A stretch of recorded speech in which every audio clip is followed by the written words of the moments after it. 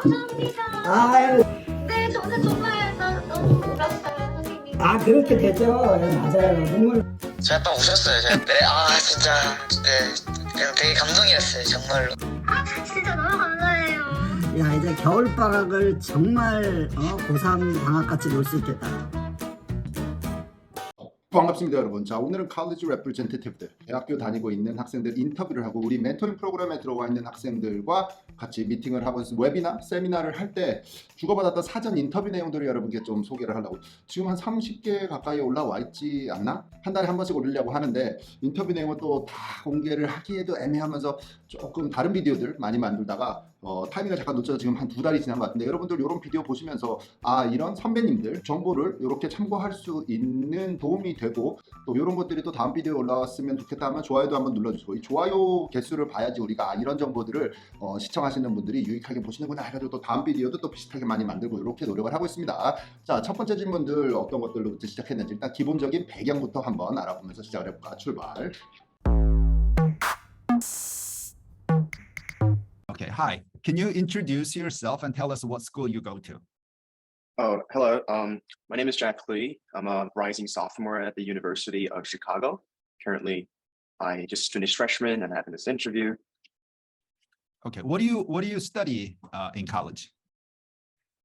This is exactly like non-decided yet for all of us. Okay. For all of us in our second years, we're not supposed to declare our majors yet and have this what we call the core program, where we sort of have this introduction to a lot of different subjects ranging from like physical sciences to English literature. So for now, we're still in the state of being undeclared, but I'm currently looking towards economics and possibly history as well.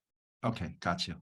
Next question. What do you like best about your college? I'd say it is the core program itself, and a lot of students do actually apply to U Chicago thinking about the core program because it sort of offers an adequate introduction to what college education feels like, instead of like moving straight to some of the major requirements that other colleges might offer. I'm not saying that it's like a clear advantage over other schools, but for me, it was a very interesting experience, which I still enjoy a lot. 자, 여기쯤에서 U 시카고 같이 코어 프로그램을 운영하는 학교들이 있단 말이에요. 콜롬비아도 그렇고. 자, 그 중에서 시카고 학생 오늘 인터뷰가 있었으니까 시카고의 코어 프로그램에 대한 좀 리버럴 아츠 칼리지 시스템 같은 느낌, 사람들이 얼추 가장 큰 데피니션 그렇게 이해를 하시면 되는데, 뭐냐면 대학교 4년을 졸업할 때 공대생은 공돌이 공부만 하지 말고 문과생은 너무 글쓰기와 책 읽기만 하지 말라, 뭐 이런 취지에서 시작됐다 하면은 제일 현실에 가까울 것 같아요. 그래서 공대생도 쓰기 수업을 좀 듣고 쓰기생도 수학 수업을 좀 듣고 뭐 이런 식으로 기본으로 핵심 수업은 들어라. 우리가 다시 고등학교 때 시절로 돌아갔다라고 생각을 해보면 어떤 식이냐면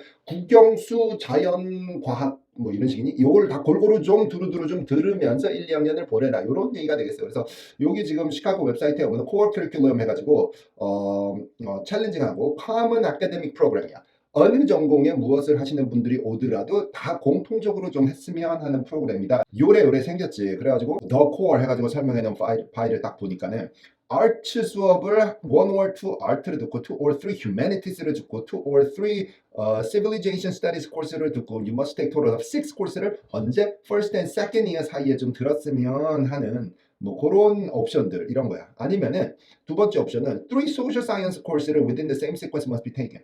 social science 코스를 1학년, 2학년, 3학년 시퀀스대로 연달아 듣든지, 수학 같은 경우는 1 or 2 mathematical science 수학 과목을 1개나 2개를 듣고 2개나 3개의 physical science를 듣고 2개나 3개의 biological science 코스를 들어야 되는 토tal of 6개를 들어야 된다. 이거 다 똑같은 거지. 자, 요런 것들을 1, 2학년 과정에 다. 라이팅은 2 quarters of writing 세미나를 들어야 된다. 랭귀지 수업은 뭐 이런 식으로 해서 이 코어 수업은 core requirements must be completed in the first and second years. 1학년이나 2학년 때 다 채워야지만 3학년에 전공 과목을 들어갈 수 있다. civilization studies abroad는 해외랑 뭐 조인되어 있는 프로그램들 같은 것들을 듣는 거는 3학년 때 들어도 된다. 뭐 이런 식으로 요렇게 얼추 그냥 느낌만 이해하고 넘어가 보자, 여러분. 자, 그 다음에는 고등학교에 대한 기록, 이 유시카고를 합격을 해서 지금을 다니고 있기까지 어떤 고등학교 나왔을까, 어느 과목을 들었을까, 성적은 어떻게 됐을까, 이런 것들 좀 궁금해 할 것 같다고 여러분들이 생각을 해서 내가 미리 물었어. 한번 들어봅시다, 여러분. Tell us a little bit more about your high school. Or what high school did you go to? The high school that I went to was called Shanghai High School International Division. So we're like an international sub school that belongs to a greater thing, a division called Shanghai High School, which apparently is very prestigious local school back in China. And we valued a lot of our sort of these academical aspect of the students compared to like the general well-being of a normal student. So we were very obsessed with like getting a high average score. I remember it was like 44 when we graduated in our IB programs, and it was like a lot of a competitive spirit between the students as well. Mhm. But looking back, like on the bright side, like the competitive atmosphere did push like almost everyone, including me, forward and even beyond our limits. So there's ups and downs to my high school, I guess. How many kids were in the graduating class when you The graduated? graduating class was like 230 students, and would Okay. have like 20 students per class. So Okay, gotcha. That makes sense. It's a decent size, not too small. not too small, yeah. Right. Next question. If you're high school ranked students, what were your ranking like?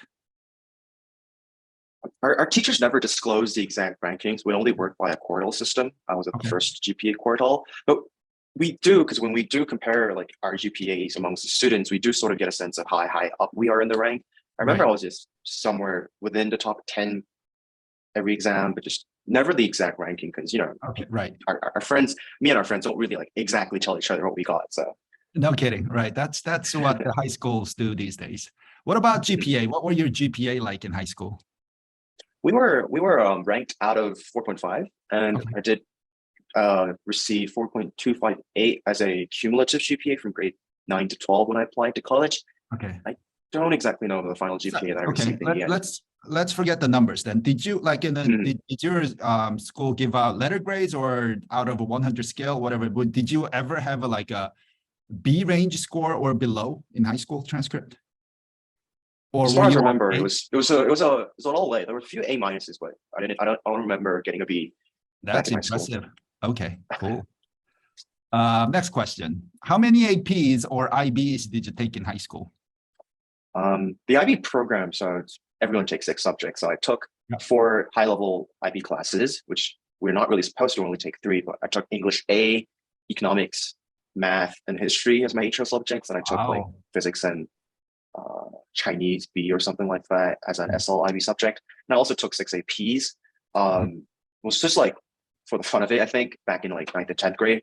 We sort of did have, our school sort of did encourage students, especially if they're taking IBs, to take APs earlier on in this stage. So I Yep. took like micro, macro, Chinese, US history, world history, and statistics.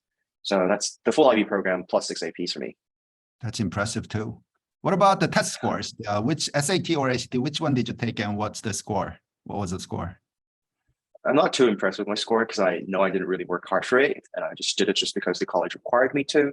And I only took the SATs, and the highest score I ever got was a 1540. That's impressive. That's good enough. Next question. That's what they say. So did you take it once? Just one time?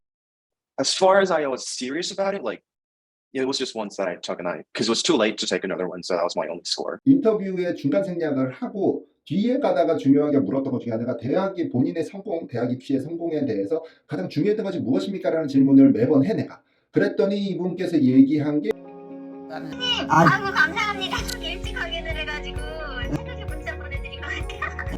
누구세요? 너무 감사합니다. 박수 드려요. 아, 너무 축하드. 네, 오늘은 정말 태어나서 제일 기분 좋은 날인 것 같아요. 아, 네, 여보세요 선생님. 어머니 안녕하세요. 선생님 감사합니다. What do you think was the most important factor that helped you get accepted to University of Chicago? The way I framed myself in both my personal statement and like the Why You Chicago essays were like, I organized my extracurricular achievements and my genuine interest in the subject of history as a sort of an attempt at community engagement. So I did like discuss a couple of like stigmas and sort of this, like say unfair treatments that the Korean students in general had to face, at least in our school.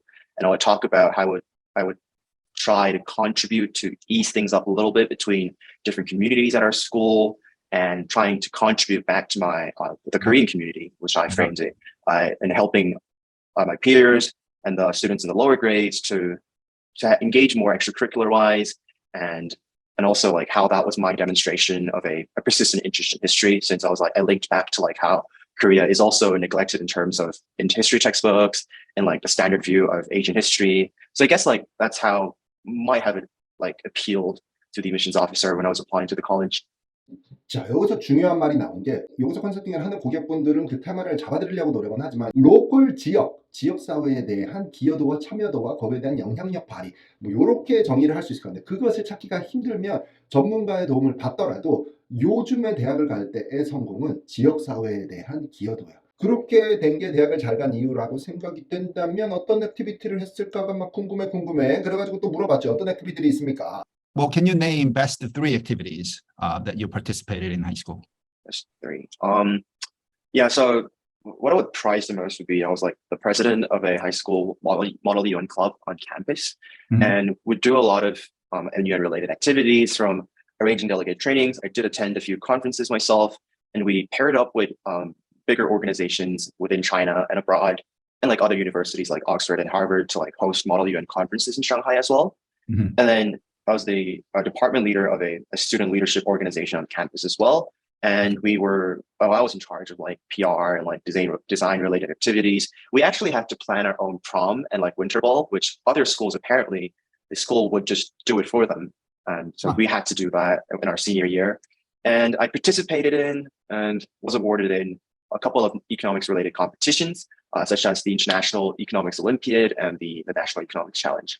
자, 이런 식입니다, 학생 여러분. 그 다음에는 뭐 몇 가지 더 있었는데 비디오가 너무 길어질 것 같아서 줄여야 하는 상황이지만은 뭐 고등학교 때는 열정이 있었습니까? 열정이 어디서부터 나왔다고 생각합니까? 언제 대학을 가서 뭔지 모를지 몇 학년쯤에 디그리 왔습니까? 뭐 그 다음에는 퍼스널 스테이트는 어떤 스토리를 썼습니까? 언제부터 썼습니까? 왜 지금 대학을 가기로 결정을 했습니까? 가장 고등학생들이 주의해야 되는 거, 중요하다고 생각하는 게 뭡니까? 그런 것들 가끔 여러분들 우리 프로그램에서 같이 공부하는 학생들에게는 잊을만 하면 한 달에 한 번 정도 이렇게 모티베이션이 될 수 있게 내가 갈 수 있는 꿈의 대학을 실제로 재학을 하고 있는 사람을 만나는 것도 뭐 아주 럭키한 상황일 수는 있지만 꼭 그렇지 않더라도 저런 선배들을 보면서 아 나도 뭔가 이 전체 한 1시간의 인터뷰 중에 한마디 딱 와닿는 뭔가가 요런 어떤 자극이 될 수 있는 시간이 되기 위해서 준비를 하는 프로그램이지. 자, 학생 여러분. 자, 요런 식이요. 요런 비디오가 여러분들에게 도움이 됐으면 좋겠고, 자, 공부 열심히 하고 항상 지역사회와 본인이 기여할 수 있는 부분들을 생각하면서 막 하고 싶지 않아도 조금씩 하는 거를 추천드립니다. 자, 그리고 모든 게 막 헷갈리면 바쁘게 산다에다 집중하는 게 가장 쉬운 것 같아. 여름방학도 꽤 바쁘게. 너무 널브러져 있으면은 학교 끝나고 방학 끝나고 학기가 다시 시작할 때 그 다시 루틴으로 돌아가기가 힘들다. 그러니까는 조금씩 관리를 하면서 방학 열심히 잘 보내고 학생분들 다음 시간에 봅시다. 바이바이.